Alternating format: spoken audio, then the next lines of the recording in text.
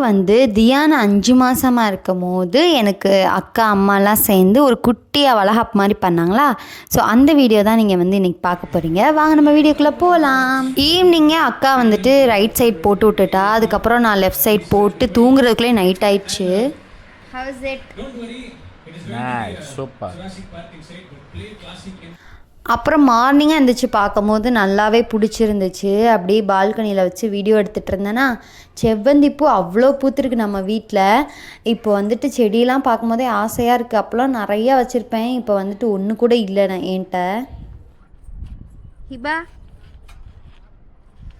அப்புறம் இவர் கடைக்கு போயிட்டு வர்றதுக்குள்ளேயும் வந்துட்டு சேமியா தான் பண்ணியிருந்தேன்னா அப்படியே 2 பேரும் சாப்பிட்டுட்டு கிளம்பியாச்சு. கிளம்பி இப்போ அம்மா வீட்டுக்கு தான் நாங்கள் போகிறோம். வருவேனே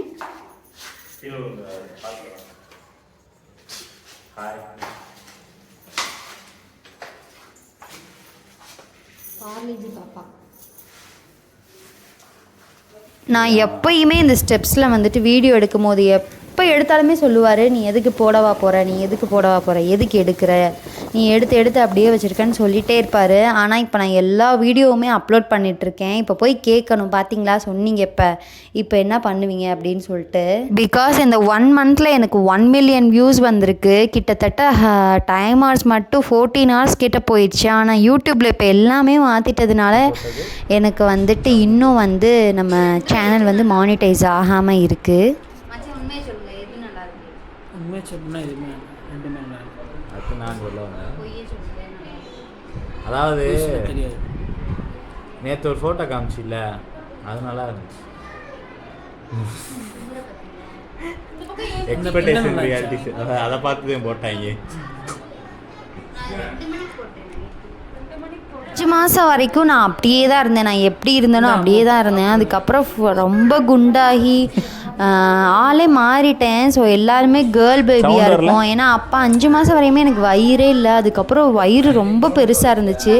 நாங்கள் கேர்ளாக தான் இருக்கும்னு நினச்சிட்டே இருந்தோம். ஆனால் பாய் வந்து பிறந்துட்டாரு. நாங்கள் போனதே ரொம்ப லேட். எங்களுக்கு முன்னாடி எல்லாருமே சாப்பிட்டாங்க. அதுக்கப்புறம் போய் நானும் இவர் உட்காந்தோமா 2 பேருக்கு 3 இலையை போட்டு 5 வெரைட்டியாக சாப்பாடு, மட்டன் பிரியாணி, சிக்கன் கிரேவி எல்லாமே வச்சுருந்தாங்க. வீட்லேயே அக்கா அம்மாலாம் எனக்காக சேர்ந்து பண்ணியிருந்தாங்க. ரொம்ப ரொம்ப ரொம்ப ஹாப்பியாக இருந்துச்சு அன்னைக்கு.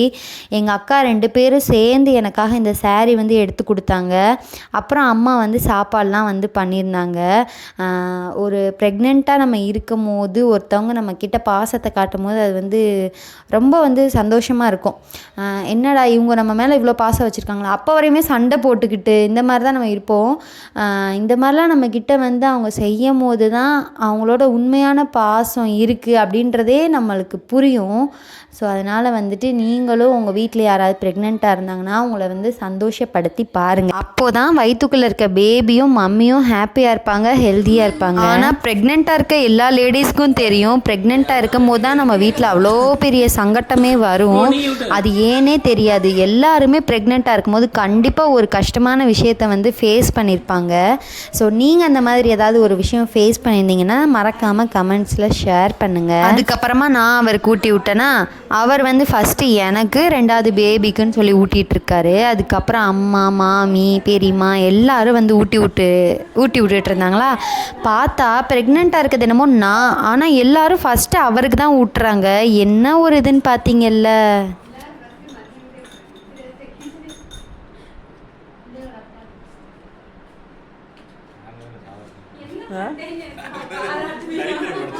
சாப்பிட்டு முடிச்சுட்டு கொஞ்சம் நேரத்துக்கு அப்புறமா வந்து காலிஷோட நனிமாவை பார்க்க போயிருந்தோம். அவங்களுக்கு வந்து என்னை ரொம்ப பிடிக்குமா. ஸோ அதனால் அவங்கள்ட்ட போய் நான் காட்டணும்னு சொல்லிட்டு போயிருந்தேன். அங்கே போயிட்டு பட்டாசு நிறையா இருந்துச்சா அப்படியே போடலான்னு சொல்லிட்டு இறங்கிட்டோம். நான் இப்போ வரைக்கும் கம்பி மத்தாப்பை தவிர எதுவுமே போட்டதே இல்லை. நான் இப்போ ஒரு 2 இயர்ஸ்க்கு முன்னாடி தான் பூந்தொட்டியே வந்து வச்சுருக்கேன். அது வரைக்கும் நான் எதுவுமே எனக்கு ரொம்ப பயமாக இருக்கும், எதுவுமே நான் போட்டதில்லை. ஆனால் இவர் பட்டாசை பார்த்தா விடவே மாட்டார். எப்படா அது காலி ஆகிற வரைக்கும் அது ஃபுல்லாத்தையும் போட்டுட்டு தான் அந்த இடத்த விட்டே வருவார். ஸோ மோர் வீடியோஸ் பார்க்குறதுக்கு நம்ம சேனலை சப்ஸ்கிரைப் பண்ணிக்கோங்க.